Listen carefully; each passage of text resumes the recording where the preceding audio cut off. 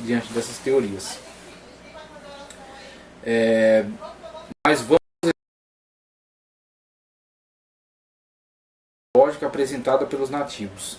Não devemos descartar o simples processo de observação que os levou a rir diante dessas teorias. Acaso ou criação? Acaso ou criação? Veja, o exemplo dos nativos da Amazônia exemplifica algo que tem sido aparente ao longo de toda a história humana. Os seres humanos, tendo um entendimento, podem prontamente reconhecer se alguma coisa foi criada com um propósito ou se ocorreu por acaso. Alguma coisa criada, projetada ou construída tem uma forma que desafia a aleatoriedade.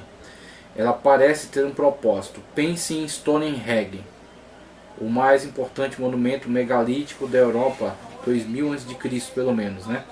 Este monumento, aquelas pedras que estão colocadas organizadas em círculo, ok? Stonehenge, fica nas Ilhas Britânicas.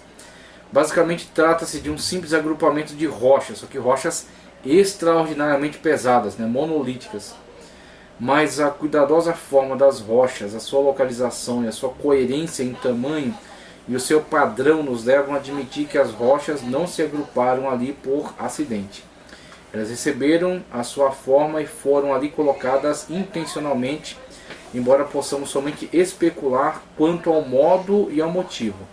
Dessa mesma maneira, imagine que você está passeando pelo deserto, pode pisar sobre centenas de pedras aqui e ali, chutando algumas. De repente uma pedra chama a sua atenção. Obviamente ela recebeu a sua forma propositadamente. Depois de um momento você reconhece que a sua forma é a da ponta de uma flecha. Não há dúvida na sua mente de que é alguma coisa que foi criada. Ela tem uma forma, aparentemente ela tem um propósito. E é normal o intuitivo chegar a essa conclusão. Veja aqui, é pedra como o tanto das pedras, só que é uma pedra que passou por um processo de modificação, de modo a não ser apenas uma pedra, mas sim uma ponta de lança. Você tem diversas descobertas aí de sociedades primitivas que lascavam ou que lixavam, né? Inclusive isso deu nome a eras diferentes, a pedra lascada, né? Pedra polida, neolítico, paleolítico, ok? Então temos aí, são o mesmo material de outras tantas que foi observada, só que ali havia a interferência de uma inteligência que moldou para que ela atendesse a um propósito. Então eis aí a diferença de uma coisa aleatória, tá certo, para uma coisa criada, ok? Uma coisa que foi fruto do acaso, uma coisa que foi fruto de uma criação. Como eu já li aqui, como um exemplo adicional, considere a formação rochosa Cara de Macaco, Monkey Face, em Smith Rock, Parque Estadual Smith Rock, no estado do Oregon. Certamente não vai dar para ver direito, mas só vou aproximar aqui, tá certo? Para ver o que eu estou lendo aqui. Essa formação rochosa chamada Cara de Macaco. Quando você olha a rocha, ela realmente parece um macaco, mas terá ela sido criada propositadamente? Não. Isso é óbvio para qualquer observador. Você pode chamar esta rocha de rocha do gorila, ou rocha da cabeça de dinossauro, ou muitas outras coisas. Ela exalta os macacos, ou ela foi apenas formada ao acaso, e por acaso parece com a cabeça de um macaco. Hoje em dia, os alpinistas adoram escalar o Smith Rock, mas ela não foi criada com esse objetivo. Agora considere outra rocha, né? Uma que todos nós conhecemos, é o Monte Rushmore. Então temos aí o Monte Rushmore, onde cabeças de presidentes norte-americanos foram esculpidas ali. Então intencionalmente, inteligentemente foram esculpidas, né? Com artefatos, né? Com equipamentos próprios para isso. Esta rocha, né? Coloco entre aspas aqui, obviamente foi criada. Foi a natureza que moldou isso aqui pela erosão, né, pelo vento, pela chuva, ok? Na verdade é uma rocha que foi transformada em um monumento. Foram necessários energia, um projeto proposital para criá-la. E ela tem um objetivo claro, honrar 4 grandes presidentes norte-americanos. O exemplo assim o demonstra, como é natural ver, a diferença entre coisas criadas e coisas desenvolvidas aleatoriamente. até mesmo com simples formações rochosas. Então veja aí a diferença entre a aleatoriedade e a diferença entre a intencionalidade. Então vemos que coisas que funcionam extraordinariamente bem trazem em si a marca, a prova da intenção, do design inteligente, do Criador de Deus, né, do Senhor Todo-Poderoso. Os sistemas dentro das coisas vivas. Lidar com um desenho em rochas é simples, em comparação com a complexidade da vida. Vamos levar a nossa comparação a um passado, vamos levar a nossa comparação um passo adiante. Imagine que pousou em outro planeta. Você encontra uma criatura parecida com um robô, com múltiplos componentes. Talvez ele tenha olhos parecidos com um farol na cabeça. Talvez tenha vários braços, colocado entre aspas, de alavancas de aço.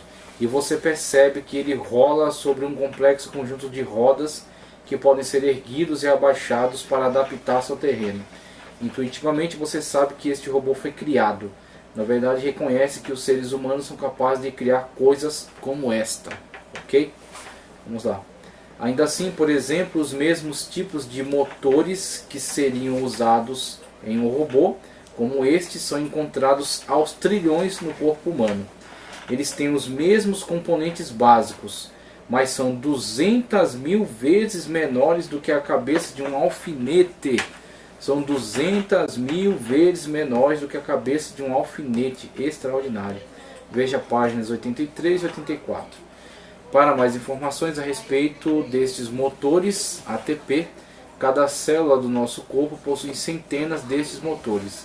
E em termos de eficiência, no centro do motor há uma roda que gira aproximadamente 100 revoluções por segundo.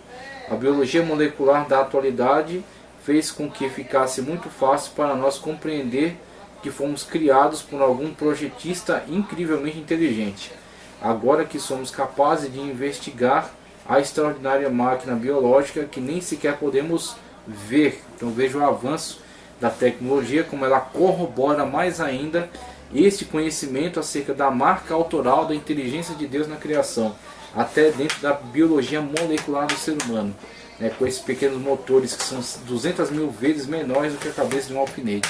Estão presentes nas células humanas, trabalhando constantemente para a produção mesmo, para a reposição de células, para aperfeiçoamento, crescimento do corpo, e quando começam a falhar, vem o envelhecimento, a falência e a morte. Ok? Veja aí a marca de Deus, né? Tudo isso não é novidade. Mesmo nos tempos antigos, as pessoas percebiam os detalhes intrincados de uma flor, todos os componentes minuciosos e complexos, ou podiam observar uma centopeia tão pequena e ainda assim tão complexa. Examinando criaturas mais complexas, eles perguntariam como todas as partes do corpo parecem saber, vamos dizer assim, o que devem se unir, ou como devem se unir. Como elas sabiam onde se encaixam, né? Como sabiam como se diagnosticar e se consertar, como elas sabiam como crescer, como essas criaturas sabiam como se reproduzir. As perguntas continuam indefinidamente.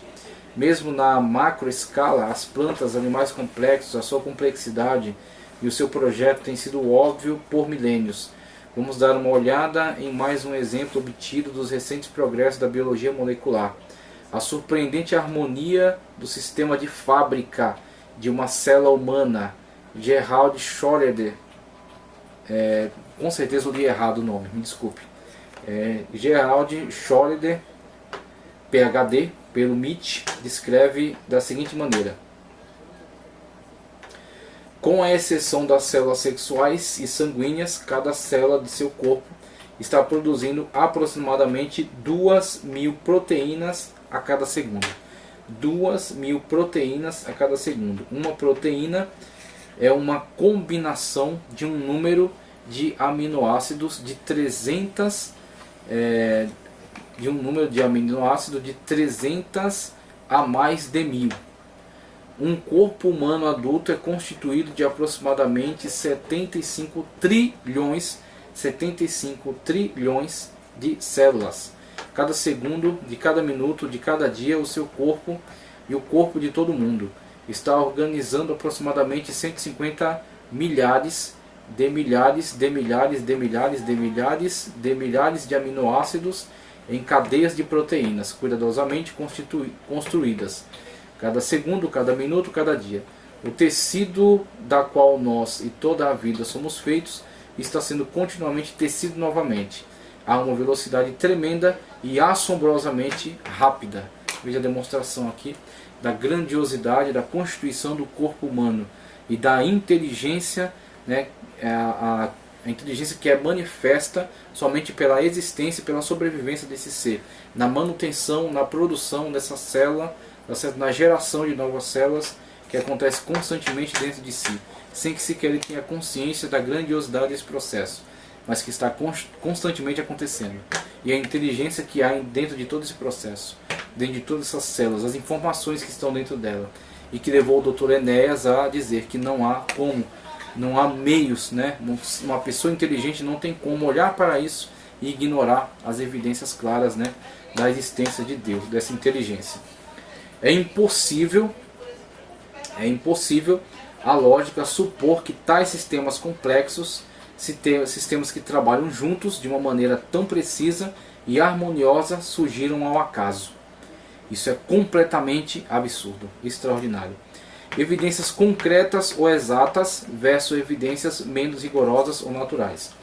Uma ciência exata é uma ciência que obtém conclusões a partir de equações matemáticas ou com o uso de dados obtidos de experiências confiáveis e altamente previsíveis. As ciências exatas incluem a física, a astronomia, a engenharia, a química, a biologia molecular. As ciências naturais são as que fazem um estudo de um assunto com o uso da melhor observação e do melhor conhecimento disponíveis, embora sem uma abundância de evidências concretas disponíveis, a partir das quais tira conclusões. As ciências naturais incluem a geologia, a paleontologia, a antropologia e a biologia básica. Os experimentos e cálculos das ciências exatas levaram às leis e a fórmulas da física, termodinâmica, química e engenharia. Todas as ciências exatas e todas todas as ciências exatas e todas muito previsíveis. Todas as ciências exatas, né, foram descritas, e todas muito previsíveis.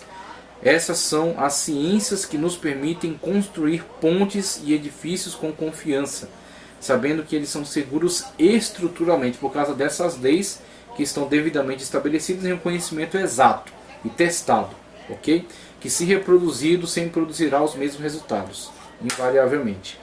Essas são as ciências que nos permitem fazer o homem pousar na Lua ou lançar sondas espaciais que percorrem distâncias imensas de maneira previsível. E essas são, colocando aqui, as ciências que nos permitem criar refrigeradores, fornos de micro-ondas e remédios. Todos os dias planejamos as nossas vidas de acordo com as ciências exatas. Pense nisso. Todas as vezes que dirigimos um automóvel, passamos sobre um viaduto, subimos um elevador, bebemos água tratada e tomamos algum remédio, estamos depositando as nossas vidas nas mãos daquilo que a ciência exata estudou. Felizmente, a ciência exata é extremamente confiável. A ciência humana não é. A ciência humana sofre diversos tipos de influências que não necessariamente são comprováveis. Então ela coloca teses, coloca hipóteses, mas não necessariamente consegue comprová-las. Enquanto que nas ciências exatas as coisas são verdadeiramente comprovadas e tornam-se leis. Como os evolucionistas usam as ciências naturais para ensinar a evolução? As ciências naturais têm sido usadas durante anos no ensino da evolução nas escolas públicas. Algumas das observações das ciências naturais que são consideradas evidências a favor da evolução incluem estudos de partes comuns do corpo, homologia, estudos embrionários comuns, embriologia, e o uso inadequado do estudo da microevolução como suporte para a macroevolução. Estudo da microevolução para daí construir um suporte para a macroevolução. À medida que examinamos mais detalhadamente estas e outras declarações abaixo, veremos repetidas vezes que tais observações deixam de fornecer evidências ou comprovações sólidas da teoria da evolução. Os registros fósseis, uma ciência natural, tão respeitados por muitos, falharam. A lógica e a intuição falharam. E o mundo da física, nas ciências exatas, certamente desapontou os evolucionistas. Agora, as maiores fronteiras no estudo das origens, biologia molecular, astrofísica e análises de probabilidades estão desapontando os evolucionistas também. Embora alguns evolucionistas dedicados ainda estejam procurando respostas razoáveis a partir das ciências exatas, a teoria da evolução não pode mais basear-se nas ciências exatas. Em vez disso, ela fundamenta-se em especulações não comprovadas ou recai em noções ultrapassadas das ciências naturais. Apesar disso, novas evidências que mostram que a evolução é implausível ainda não são ensinadas em nossas escolas. Na verdade, a evolução continua sendo ensinada vigorosamente no nosso sistema educacional. Devemos nos propor esta pergunta: por quê? E aí, veja aí as diversas hipóteses apresentadas, né, e as tentativas de justificação, mas sem embasamento em conhecimentos comprovados, em conhecimentos exatos. E aí vemos aí que temos que entender que na ciência há sim fonte de investigação, de informações, de fatos, de evidências para se comprovar, né, de modo extraordinário a mão de Deus, a mão da inteligência condutora em todo esse processo existente, ok? Então temos aí que valorizar esses conhecimentos, temos que propagar, temos que fortalecer a busca, incentivar, né, a construção cada vez mais séria e dedicada de conhecimentos fundamentados nessa investigação, nessa metodologia. Vamos lá. Quero trazer mais uma contribuição, uma última aqui para a nossa aula, para encerrar nossa aula. Só um minuto, deixa eu só dar uma olhada aqui como está a nossa gravação. O vídeo está ok. Vamos partir então para a nossa última contribuição, ok? Então, trouxe aqui nessa aula algumas contribuições muito importantes, com evidências acerca da existência de Deus, tá certo? Obra de Walter Brunelli, Teologia para Pentecostais, né? A obra de Champlin, Enciclopédia de Bíblia, Teologia e Filosofia, de editora Ragnus, ok? E também Examine as Evidências, de Walter Muncaster. E aí temos aí a demonstração cosmológica, tá certo? As provas cosmológicas da existência de Deus e a análise da metodologia científica, tá certo? No estudo dessa prova cosmológica, né? Temos as ciências exatas e as ciências naturais, a diferença entre elementos do acaso, né, que estão presentes na natureza, e elementos criados que demandam então uma inteligência para a sua constituição. E a partir dessa análise vemos a diferença, né, dos valores desses conhecimentos e como de fato eles contribuem para essa demonstração acerca da presença da inteligência condutora ou da presença, na verdade, de Deus nesse processo de construção da natureza. E agora quero trazer aqui, para fechar nossa contribuição nesta aula, já está bastante longa, o livro Filosofia e Cosmovisão Cristã. Filosofia e Cosmovisão Cristã, editora Vida Nova. Filosofia e Cosmovisão Cristã, editora Vida Nova. Os autores são J.P. Moreland e William Lane Craig. A página é de número 607 e é um resumo aqui do capítulo que foi abordado. Veja só o que ele nos traz aqui como valorização desses argumentos importantes em relação à existência de Deus. O argumento teleológico, já vimos, né, de telos, de objetivo, então transmitido então um objetivo para essa criação, um propósito. O argumento teleológico favorável à existência de Deus voltou à proeminência nos dias de hoje, devido à descoberta do ajuste fino do universo. Quem é que investiga o ajuste fino do universo? Aí você viu aqui, ó, ciências exatas.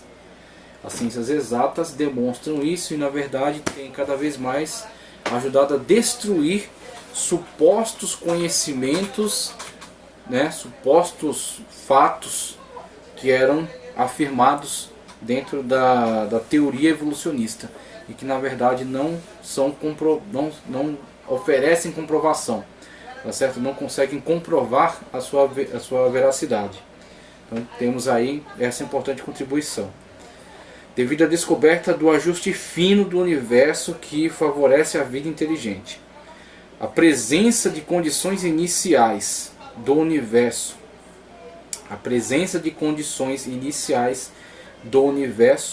ajustadas com precisão, pode ser explicada como resultado da necessidade física do acaso, a presença de condições iniciais do universo ajustadas com precisão pode ser explicada como resultado da necessidade física,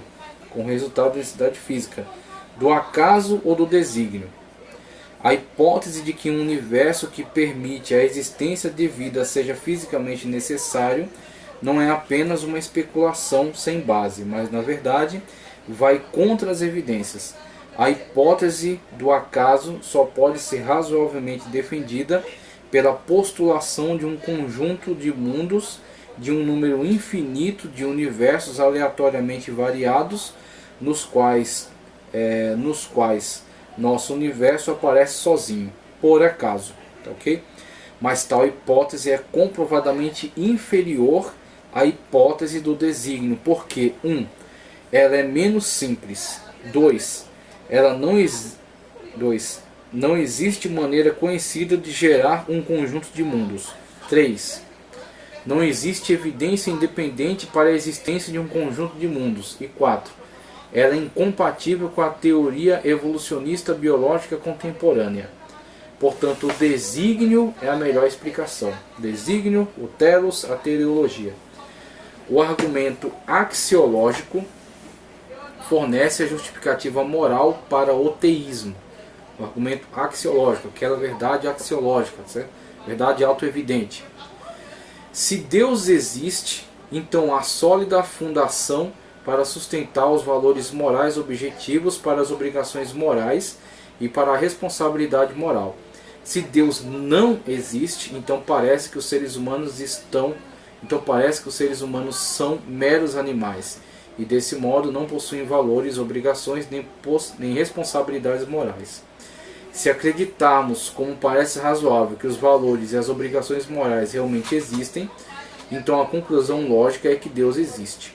Por último, temos um argumento prático favorável ao teísmo em vista de sua natureza moralmente vantajosa, em contraste com a desmoralização tentada pelo ateísmo. Aí você vê, por exemplo, influências nocivas de certas linhas filosóficas, como por exemplo o existencialismo, Jean-Paul Sartre, né, que nega propósito na vida, e Nietzsche, né, o niilismo, né, que critica inclusive essa suposta moral que é colocada por ele como um meio dos fracos imitarem os fortes. E aí constrói a imagem do anticristo, do super-homem, que tem que se impor pela sua força, pelo seu poder, porque justificando-se isso mesmo por poder fazê-lo.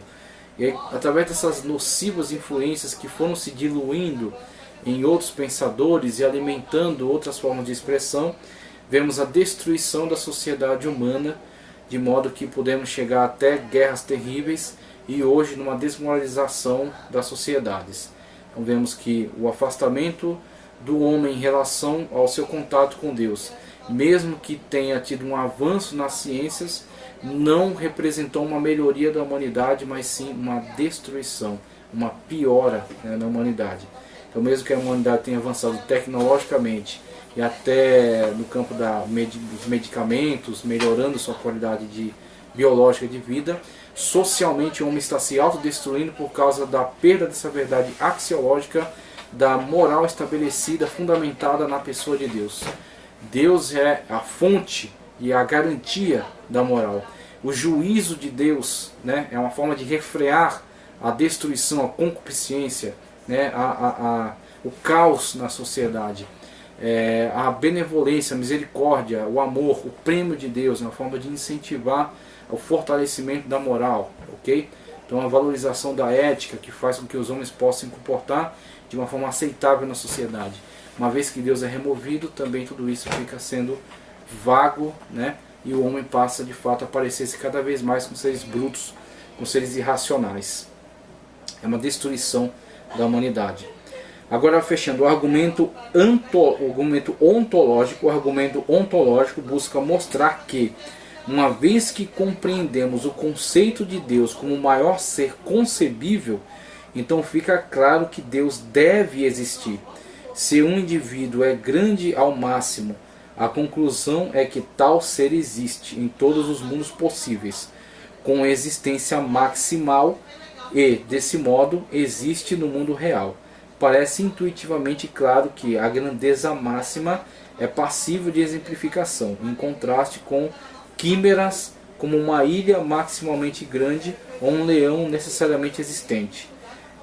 Além do mais, se é possível exemplificar a grandeza máxima, então a grandeza quase maximal não pode ser exemplificada, de modo que não